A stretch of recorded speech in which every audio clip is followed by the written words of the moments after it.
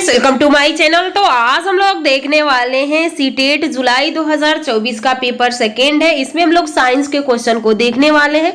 आप लोग को भी पता है कि जो 2024 में एक तो आप लोग का जुलाई में एग्जाम हुआ था और एक दिसंबर में हुआ था। तो दिसंबर वाला पेपर कंप्लीट हो चुका है, तो वो क्लास नहीं देखे हैं तो जरूर देखिए। आपको अगर सीटेट में पास होना है, अच्छे नंबर लाना है, तो आपको प्रीवियस ईयर क्वेश्चन है उसको करना है और एनसीईआरटी पढ़ना है। इसके अलावा आपको कुछ नहीं पढ़ना है, बस आप एनसीईआरटी पढ़िए और प्रीवियस ईयर क्वेश्चन लगाइए और एनसीईआरटी एग्जाम्पलर के क्वेश्चन कीजिए, बहुत अच्छे नंबर लेके आएंगे। तो जिसमें से आपका प्रीवियस ईयर क्वेश्चन भी चल ही रहा है और एनसीईआरटी का थ्योरी प्लस एनसीईआरटी एग्जाम्पलर की भी क्लास चल रही है, तो वो क्लास भी आप जरूर देखा कीजिए। तो चलिए हम लोग स्टार्ट करते हैं। ये आप लोग का पेपर सेकेंड का है, हम लोग इसमें साइंस देखेंगे। आपके पेपर का कोड है, यहाँ पे आप देख सकते हैं आई कोड है। तो चलिए हम लोग देखते हैं। हम लोग देखेंगे इसमें साइंस के क्वेश्चन को, तो साइंस का क्वेश्चन नीचे है, तो हम लोग चलते हैं साइंस के क्वेश्चन पे। पहले आप लोग का सीडीपी होता है, उसके बाद मैथ होता है, उसके बाद ही आप लोग का साइंस होता है, उसके बाद हिंदी होता है। अगर संस्कृत लिए हैं तो आपका संस्कृत के लिए दूसरा पेपर मिलता है। तो इसमें भी हम लोग 10 क्वेश्चन कर लिए थे, बाकी जो आज हम लोग करने वाले 70 से, तो यहाँ से हम लोग देखने वाले हैं क्वेश्चन को। तो आप लोग चैनल पे लास्ट तक बने रहिएगा। आप लोग चैनल को भी सब्सक्राइब कर लीजिए, जिससे कि कोई भी इंफॉर्मेशन हो तो आप तक पहुंच सके। तो चलिए हम लोग देखते हैं पहला ही क्वेश्चन, यानी ये क्वेश्चन हम लोग का पेडागोजी सेशन से यहाँ तक हम लोगों ने कंप्लीट कर लिए थे। यहाँ तक आज हम लोग को 71 से करना है। तो देखिए क्वेश्चन ये आप लोग का चैप्टर है क्लास 8 का एनसीईआरटी का मिट्टी और उर्वरक के बारे में। तो देखिए हम लोग देखते हैं। देखिए उर्वरकों एवं कीटनाशकों का अति प्रयोग के कारण निम्नलिखित में से कौन सा नहीं होता है। उर्वरक क्या होता है और खाद क्या होता है, तो समझ लीजिए। यहाँ पे एक होता है खाद और एक होता है उर्वरक। तो देखिए उर्वरक खाद क्या होता है, जैसे आप लोग गोबर नाम सुने होंगे गोबर का। तो जो गोबर हम धीरे धीरे गला कर देते हैं, तो ये नेचुरल होता है, प्राकृतिक होता है जो गोबर होता है। लेकिन जो ये उर्वरक होता है आर्टिफिशियल होता है।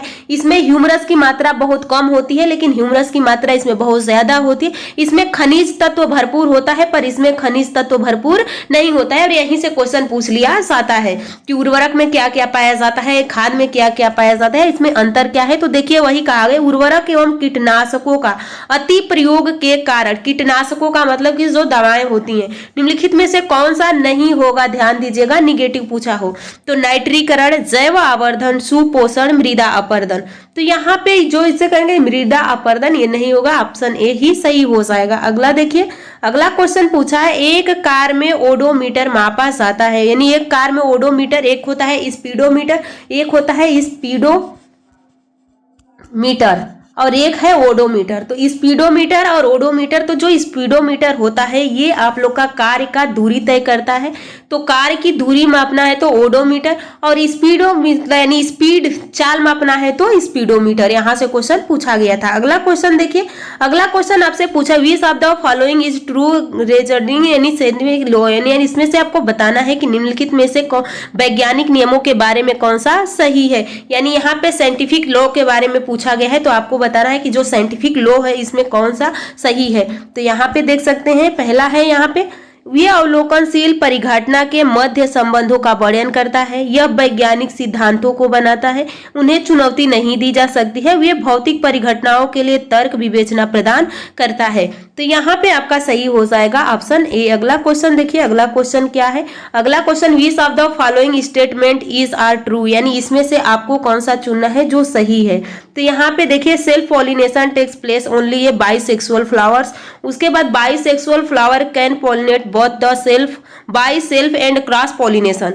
यहाँ पे पूछा है स्वपरागण केवल द्विलिंगी पुष्प फूलों में होता है। स्वपरागण क्या होता है, तो स्वपरागण वही जो एक ही, जैसे कि ये एक सपोज कीजिए एक पुष्प है और ये इसी पुष्प में इसमें पुंकेसर होगा, यहाँ पे अंडाशय होगा, तो इसी पुंकेसर पर से परागकण इसी अंडावर्तिकाग्र पर पहुंच जाएगा, तो उसे स्वपरागण कहते हैं। उसके बाद द्विलिंगी पुष्प फूल स्व एवं पर परागण दोनों प्रकार से पराग सींच सकते हैं। तो यहाँ पे आपका सही आंसर हो जाएगा ये, और ये सही है, बी गलत है, यानी ये आपका गलत है पर बी सही है, क्योंकि केवल द्विलिंगी पुष्पों में ही नहीं होता है, एक लिंगी पुष्पों में भी होता है। आगे देखिए, अगला क्वेश्चन है which of the following activities is best studied to develop यहाँ पे इंडक्टिव रीजनिंग। यहाँ पे पूछा है कि बताइए कि निम्नलिखित में से कौन सी गतिविधि आगमिक विवेचना के लिए सर्वाधिक उपयुक्त है। तो यहाँ पे आप देखिए, विद्यार्थी को परावर्तन के नियम बताने के लिए कहना, गतिविधि पूछा है इसमें तो परावर्तन का नियम बताना। उसके बाद यहाँ पे विद्यार्थियों को समतल दर्पण में आपतन कोण के विभिन्न मापों के लिए परावर्तन कोण मापने के लिए कहना, प्रयोगात्मक रूप से परावर्तन के नियम को सत्यापित करना, परावर्तन के नियम पर आधारित संख्या विषयक संख्यात्मक समस्याओं को हल करना। तो सही ऑप्शन यहाँ पे आपका दूसरा ही सही है। अगला क्वेश्चन देखिए, अगला क्वेश्चन क्या पूछा गया है।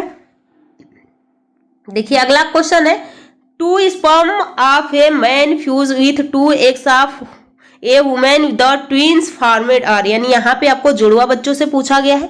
तो कहा गया कि पुरुष के 2 शुक्राणु, जैसे कि ये 2 शुक्राणु है, यहाँ पे ये 2 शुक्राणु हैं, 2 अंडों से, यानी दोनों अलग अलग अंडों से साथ मिलने पर बनने वाला जोड़ुआ बच्चे। अब देखिए यहाँ 2 स्पर्म है और 2 ओवम है, तो या तो लड़के भी लड़की, लड़का लड़की हो सकता है, यानी एक लड़का एक ये बॉय हो सकता है, गर्ल हो सकती है, या दोनों गर्ल हो सकते हैं, या दोनों बॉय हो सकते हैं। तो इसमें कुछ भी हो सकता है, लेकिन एक ही स्पर्म जब 2 अंडाणु से टकरा जाता है तो उस केस में या तो बॉयज होंगे या तो गर्ल्स होंगी। तो देखिए इसमें क्या कहा गया है कि ऐसे जोड़ुए बच्चे को हम क्या कहते हैं। तो ये समरूप है, भ्रांतियां हैं, समरूप अथवा भ्रांतियां हो सकते हैं, सदैव संयुक्त है।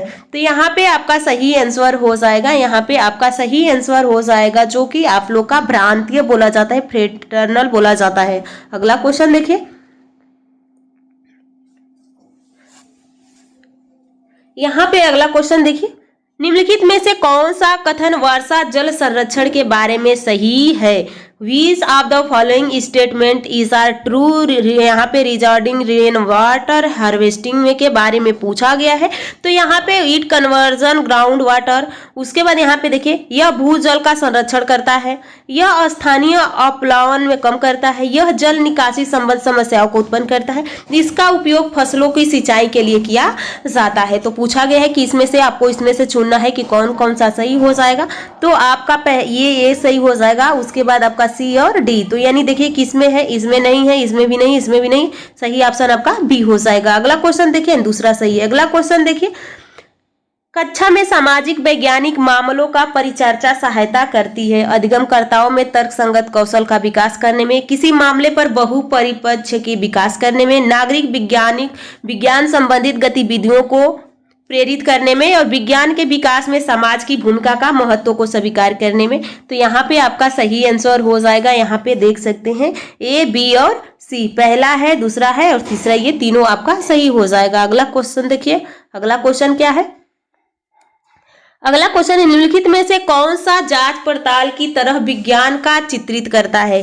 दिए गए पादपों पौधों का शाख झाड़ियों एवं वृक्षों में वर्गीकरण करता है। यानी पूछा गया है कि बताइए इसमें से कौन सा चित्र सही करता है, यानी चित्रित करता है। तो दिए गए पादपों पौधों को शाख झाड़ियों, उसके बाद एवं वृक्षों में वर्गीकरण करता है। चने के बीज में अंकुरण की दर को प्रभावित करने वाले कारकों का अन्वेषण करना। अगला है, नारियल के पेड़ वृक्ष के 5 उपयोगी सूचीबद्ध करना, और विभिन्न यह पेड़ों में शिराविन्यास के प्रकारों का अवलोकन करना। यहाँ पे देखिए पेड़ का मतलब होता है पत्ती। आगे देखिए इसमें कौन सा सही तो पूछा है, तो इसमें सही हो जाएगा आपका अन्वेषण, जहां बच्चा खोज करेगा वो सबसे अच्छा होता है। अगला क्वेश्चन देखिए, और लास्ट क्वेश्चन है आज का, विज्ञान में लिंग जेंडर प्रति संवेदी शिक्षा शास्त्र अपरिहार्य बनाता है। यानी यहाँ पे देख सकते हैं कि स्टीरियोटाइप से क्वेश्चन पूछा गया है। यहाँ पे देखिए, पहला है लिंग संबंधी जेंडर संवेदनशील भाषा के उपयोग को, रूढ़िबद्ध धारणाओं की जांच परख करने में विद्यार्थी को संलिप्त करने को, लिंग जेंडर आधारित समूह बनाने को, और विभेदीकृत निर्देशों एवं अवलोकन आकलन के प्रयोग को। तो सही ऑप्शन यहाँ पे आपका हो जाएगा 3, यानी ए, उसके बाद आप लोग का सी है, उसके बाद डी है। तो चलिए आज का क्लास हम लोग यहीं पे समाप्त करते हैं। नेक्स्ट क्लास में हम लोग बाकी के क्वेश्चन को देखने वाले हैं। उसके बाद आप लोग के एनसीईआरटी